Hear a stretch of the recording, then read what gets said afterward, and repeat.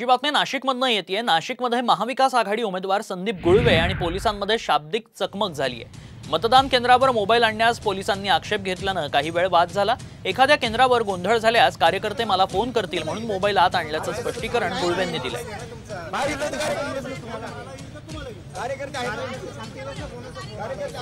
जे कार्यकर्ते हे मलाच फोन करतील। आता यांचं म्हणणं असं आहे की आम्ही आहे इथे, तर यांच्यापर्यंत काय निरोप येणार आहे। आणि मगाशी जो इन्सिडेंट झालेला आहे इथे माझ्या मते काहीतरी कोणाला तरी पकडलंय, तर पोलीस त्याला प्रोटेक्शन्स देत होते आणि या पद्धतीने त्यांचा हा जो प्रकार आहे हा म्हणजे चुकीचा वाटला मला। आणि या संदर्भात नाशिकमध्ये मतदार केंद्राबाहेर एक व्यक्ती पैसे वाटताना रंगेहात पकडण्यात आलाय।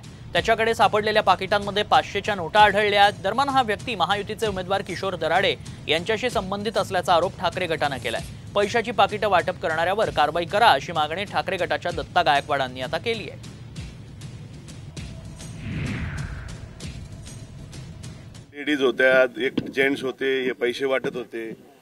गेल्या 1 तासापासून सगळे मंडळी आमचे शिवसैनिक त्यांच्या पाठीमागे हे करत होते आणि त्यांनी सकाळी पण हा प्रयत्न केला, दुपारी पण निश्चितपणे त्यांना या ठिकाणी पकडलं गेलं।